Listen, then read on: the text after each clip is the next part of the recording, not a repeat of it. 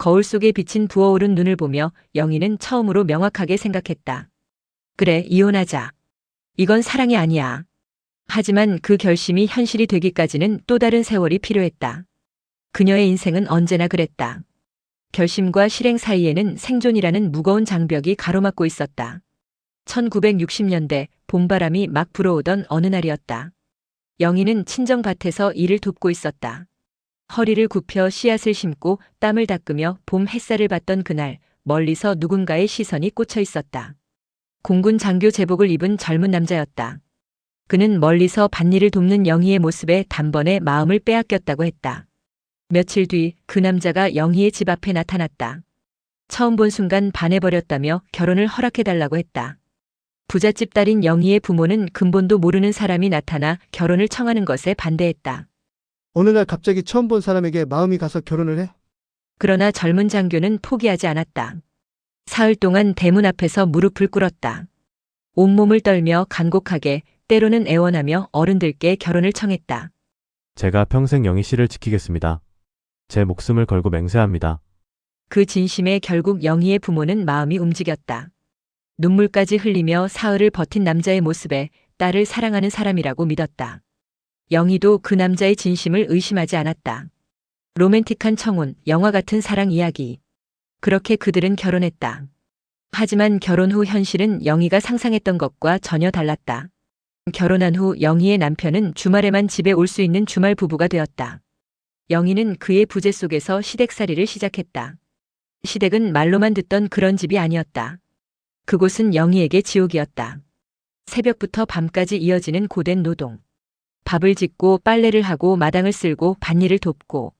시어머니는 밥도 제대로 주지 않았다. 밥을 지으라고 주는 쌀은 영희가 먹을 수 없는 양이었다. 영희는 식구들이 먹고 남으면 먹고 남지 않으면 굶어야 했다. 배가 고파도 참았고 몸이 아파도 일을 멈출 수 없었다. 더 견디기 힘든 것은 이유 없는 구박이었다. 무언가 잘못된 일이 생기면 모든 것이 며느리 탓이 되었다. 밥이 설익었다고, 빨래가 덜 말랐다고, 마당에 낙엽이 떨어져 있다고. 시누이들은 영희가 하지도 않은 일까지도 그녀에게 뒤집어 씌웠다. 시어머니는 며느리를 미워하는 것 같았다. 아니, 정확히는 아들을 빼앗긴 것이 분했던 것인지도 몰랐다. 주말이면 남편이 돌아왔다. 영희는 그에게 하소연하고 싶었다. 하지만 남편은 피곤하다며 잠만 잤다. 영희가 조심스럽게 말을 꺼내면 어머니가 그럴 리 없어. 당신이 잘못한 게 있으니까 그런 거겠지. 라는 말만 돌아왔다. 그러던 어느 날 영희는 남편에게 편지를 썼다. 공군기지로 돌아간 남편에게 자신의 마음을 담은 편지였다. 여보, 나는 당신이 너무 보고 싶어요. 시집에서의 생활이 힘들어요. 당신이 돌아오면 조금만 내 이야기를 들어주세요. 하지만 남편에게서 돌아온 답장은 차가웠다. 넌 왜 항상 불평만 하냐? 부모님께 효도하는 게 며느리의 도리 아니냐? 영희는 이해할 수 없었다. 시부모의 말을 편지에 쓴 적이 없었는데 자신이 쓴 편지와 전혀 다른 내용의 답장. 나중에야 알게 되었다. 시어머니와 시누이들이 영희의 편지를 가로챘던 것이다. 그리고 영희인 척하며 남편에게 불평과 원망으로 가득한 답장을 보냈다. 어머니가 너무 힘들게 하세요. 이제는 못 참겠어요. 당신은 늘 어머니 편만 들잖아요. 시어머니의 편지를 받은 남편은 영희를 원망했다. 주말에 돌아와서도 영희를 차갑게 대했다. 영희가 아무리 해명해도 남편은 믿지 않았다. 당신이 어머니를 힘들게 하는 거야. 부부 사이는 점점 멀어졌다. 편지를 통해 이간질을 당한 줄도 모르고 영희는 그저 남편이 자신을 사랑하지 않는다고만 생각했다. 그렇게 주말이면 먼 거리를 마다하고 달려오던 남편이 2주가 지나고 오다가 한 달에 한 번 오게 되었다. 남편의 마음은 점점 멀어지고 있었다. 그러던 중 영희는 임신을 했고 딸을 낳았다. 작고 연약한 생명이었다. 영희는 처음으로 온전히 자신의 편이 생긴 것 같았다. 아이를 안고 있으면 시댁에서의 고된 시간도 견딜 수 있을 것 같았다. 하지만 시어머니는 딸을 낳은 며느리를 더욱 구박했다. 아들도 못 낳고 딸을 낳아? 시댁 식구들의 구박과 남편의 무정함에 영희는 외롭고 슬펐지만 딸을 보며 견디고 견디었다. 그러던 어느 날 남편이 편지 내용을 시어머니께 확인을 하자 이것이 화근이 되었고 화살은 영희에게 돌아갔다. 시어머니는 불같이 화를 내며 영희를 질타했고 결국 시어머니는 말했다. 시집와서 한다는 짓이 이간질의 평지풍파냐? 더 이상 너 같은 건 필요 없으니 여기서 나가. 시어머니는 영희를 집에서 내쫓았다. 남편도 막지 않았다. 어머니의 편지를 믿은 남편은 이미 영희를 사랑하지 않았다. 영희는 빈몸으로 시댁을 나왔다. 아니, 쫓겨났다. 이혼이었다. 영희는 친정에 머물며 잠도 식사도 제대로 하지 못했다. 자신을 사랑한다고 몇 날 며칠 동안 어른들께 무릎 꿇고 결혼을 간청하던 남편이 떠올랐고, 변해버린 남편을 믿을 수 없었다. 자신이 무엇을 잘못했는지 아무리 생각해도 알 수가 없었고, 억울하고 분하고 자신이 처량하여 말할 수 없이 괴로웠다. 더구나 친정 부모님께 고개를 들 수도 없고 이웃들의 수군거림 때문에 밖을 돌아다닐 수도 없었다. 밤이면 젖먹이인 딸아이가 우는 소리가 들리는 것 같았다. 어느 날 밤엔 아이 우는 소리에 문을 박차고 뛰어나갔다. 달리고 달려 도착한 곳은 시댁이었고, 문을 열고 무작정 아이를 안고 울다 보니 그것은 아이가 아니고 베개였다. 순간 내가 미쳤나? 라고 생각이 들었는데, 울부짖는 소리에 방에서 나오신 시부모님들도 저게 미쳐도 단단히 미쳤다며 소리를 질렀다. 영희는 간청했다. 아이를 데려가게 해달라고. 시부모님들도 이 모습을 보고 안 됐다는 생각을 했는지, 아니면 며칠 아이를 보다 보니 아이를 보는 일이 힘에 부쳤는지 데리고 가라고 허락을 했다. 영희는 시부모의 말이 달라질까 두려워 아이를 품에 안고 다시 친정으로 돌아왔다. 아이를 안고 있는 순간은 어느 순간보다 마음이 든든하고 따뜻했다. 내가 다시는 너를 떼어놓지 않을게. 영희는 그렇게 딸아이를 데리고 왔고 강한 엄마가 되겠다고 마음먹었다. 영희는 친정에 있을 수 없었다. 주변의 시선은 영희 자신뿐만이 아니라 부모님들도 힘들어졌고, 부모님들은 눈앞에 있는 딸이 안쓰럽기도 했지만 화가 나기도 했다.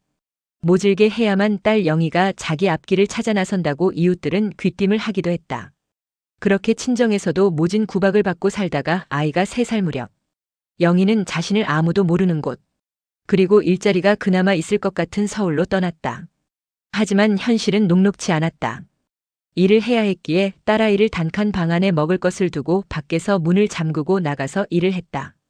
가슴이 미어지지만 아무도 아는 이가 없는 곳에서 영희는 혼자 살아가야 했기에 어쩔 수 없는 노릇이었다. 굳은 결심이 서서히 무너지고 있었다. 아이는 아무렇게나 먹고 기저귀는 오랫동안 갈지 않아서 피부가 짓물러 고통스러워했다. 이렇게 사는 게 아이를 위해서일까? 진정으로 아이를 위하는 것은 그나마 아이를 키워줄 수 있는 시댁이란 생각이 들었다.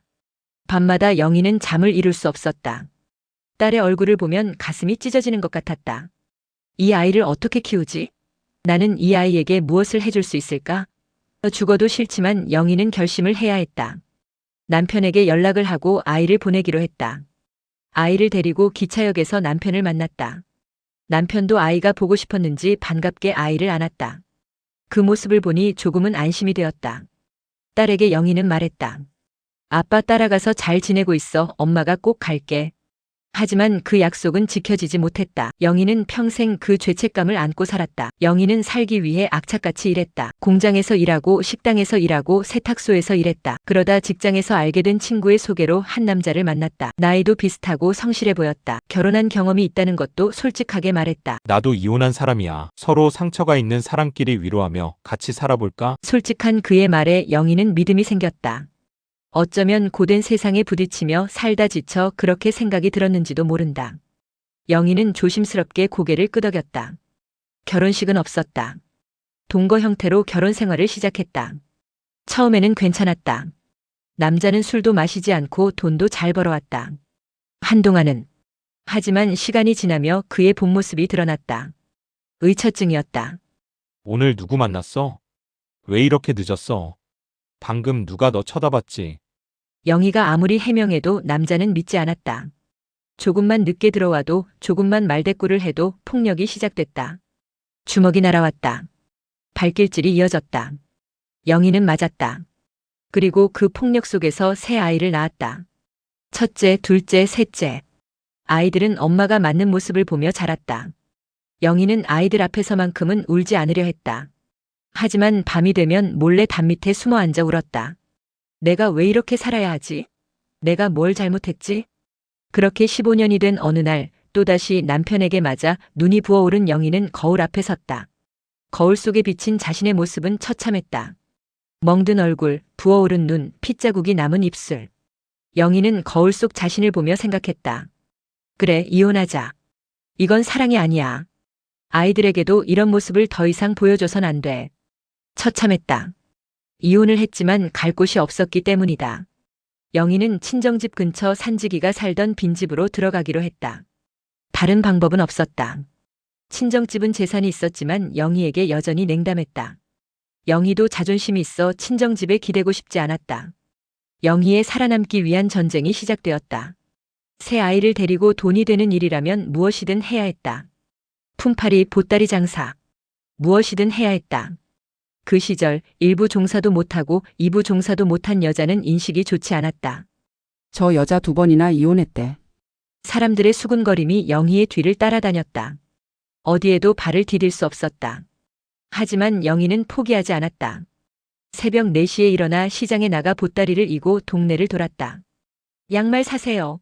수건 사세요. 목이 쉬도록 외쳤다. 콩이며 보리 등을 이고 지고 다니며 다른 동네 장에 갖다 팔며 돈을 모았다. 집에 돌아오면 자정이 넘었다. 아이들은 하루 종일 무얼 했는지 꾀죄죄한 모습으로 이미 잠들어 있었다. 영희는 아이들의 얼굴을 보며 또다시 눈물을 삼켰다. 조금만 더 버티자. 돈을 모아 가게를 얻을 때까지. 영희의 꿈은 가게를 얻어 장사를 하는 것이었다. 그렇게 하면 아이들을 돌볼 수 있는 시간이 그나마 있을 것이었기 때문이다. 그러던 중 영희에게 기회가 왔다. 다른 동네에서 하숙집을 운영할 수 있게 된 것이다. 작은 집이었지만 방 4개를 공장 직원들에게 내주고 하숙비를 받을 수 있었다. 밥을 해주고 빨래를 해주고 청소를 해주는 대가로 돈을 벌었다. 힘들었지만 이전보다는 안정적이었다. 아이들도 학교에 다닐 수 있었다. 하숙집 생활은 10년을 이어갔다. 그 10년 동안 영희는 한 번도 쉬지 못했다. 새벽부터 밤까지 일했다. 하숙생들의 밥을 짓고 빨래를 널고 방을 청소했다. 하지만 그 덕분에 아이들은 어렵게나마 학교를 마치고 사회인이 되었다. 큰아들은 회사에 취직했고 둘째는 공장에 다녔다. 셋째도 자신의 길을 찾아갔다. 큰 성공은 아니지만 아이들이 자신의 앞길을 스스로 헤쳐나갈 수 있으니 숨통이 트이는 것만 같았다. 이제 조금은 살만해졌구나. 세월이 흘러 영희는 노년에 접어들었다. 큰아들이 결혼을 했고 영희는 큰아들과 함께 살게 되었다. 이제는 옛말하며 살 수 있겠구나. 하지만 또 다른 현실이 기다리고 있었다. 며느리와의 고부 갈등이었다. 며느리는 시어머니를 반기지 않았다. 영희도 조용히 지내고 싶었다. 하지만 작은 말 한마디가 상처가 되는 날이 이어졌다. 어머니 요즘엔 이렇게 하지 않아요. 어머니 여기저기 아프다고 하지 마시고 좀 쉬세요. 겉으로는 다정한 말이었지만 그 속에는 어머니는 필요 없어요라는 메시지가 담겨 있었다. 영희는 점점 작아졌다. 며느리 눈치를 보며 아들 눈치를 보게 되었다. 며느리의 일손을 도우려 굽은 허리지만 손주들을 업어주었고 부엌에 들어가 김치며 찌개며 반찬들을 만들었다.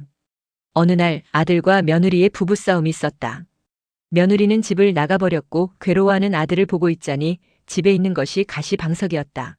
내가 나가야지 이 아이들이 잘 살겠지라는 생각이 들었다. 결국 영희는 짐을 쌌다. 큰아들이 말렸지만 영희는 고개를 저었다. 나는 이제 여기 있으면 안 돼. 내 아내가 힘들어해. 영희는 집을 나와 혼자가 된 딸 네 집으로 갔다. 딸은 어머니를 반겼다. 하지만 함께 사는 것은 또 다른 문제였다. 영희는 어렵게 살아온 습관 때문에 딸에게 아끼며 살라고 잔소리를 했고 그로 인해 딸과 자주 부딪혔다. 딸에게는 며느리보다 편안히 잔소리를 하게 되었는데 딸의 입장은 시대가 달라졌는데도 여전한 엄마가 답답하기만 했다. 영희는 어렵게 키워낸 자식들이 자신에게 대드는 모습에 서운함이 크게 밀려왔다. 내가 얼마나 고생해서 너를 키웠는데. 딸도 지쳤다. 엄마, 제발 그만하세요. 오랜 갈등 끝에 영희는 병까지 심해졌다. 당뇨, 고혈압, 관절염. 몸이 말을 듣지 않았다. 딸은 더 이상 혼자 엄마를 돌볼 수 없다고 판단했다. 결국 자식들은 요양원으로 보내기로 했다. 영희는 절망스러웠다. 처음에는 거부했다. 나를 버리는 거야? 하지만 딸은 울며 말했다. 엄마, 저도 힘들어요. 여기가 엄마한테 더 좋아요. 요양원의 방은 작았다. 침대 하나, 옷장 하나, 작은 창문 하나. 영희는 창가에 앉아 바깥을 바라보았다.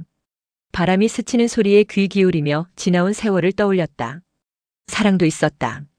밭에서 일하던 자신을 바라보던 젊은 장교의 눈빛. 사흘 동안 무릎 꿇으며 청혼하던 그 남자. 그때는 정말 사랑인 줄 알았다. 상처도 많았다. 시댁에서의 구박, 딸을 보낼 수밖에 없었던 선택, 두 번째 남편의 폭력, 새 아이를 키우며 겪었던 고난. 그 모든 순간이 영희의 가슴에 깊은 상처로 남아 있었다. 버티기만 했던 긴 나날들. 영희는 단 한 번도 자신을 위해 산 적이 없었다. 늘 누군가를 위해, 생존을 위해, 아이들을 위해 살았다. 행복은 잠시 스쳐 지나간 것만 같았다. 그리고 이제 요양원 침대에 누워 자신의 삶을 돌아보았다. 나는 잘 살았을까? 나는 행복했을까? 대답은 쉽게 나오지 않았다. 하지만 한 가지는 확실했다. 영희는 최선을 다했고 어려움 속에서 삶을 포기하지 않았다. 쓰러져도 일어났고 맞아도 또 일어났다. 살아내려 애썼다. 어느 조용한 봄날 그녀는 눈을 감았다. 평온했다. 영희는 그렇게 고단하고 긴 생을 마무리했다. 창밖으로 봄바람이 불어왔다. 영희가 밭에서 일하던 그날의 봄바람처럼 그녀의 영혼은 영원이라는 평온함을 누리기 위해 깊은 영면으로 빠져들었다.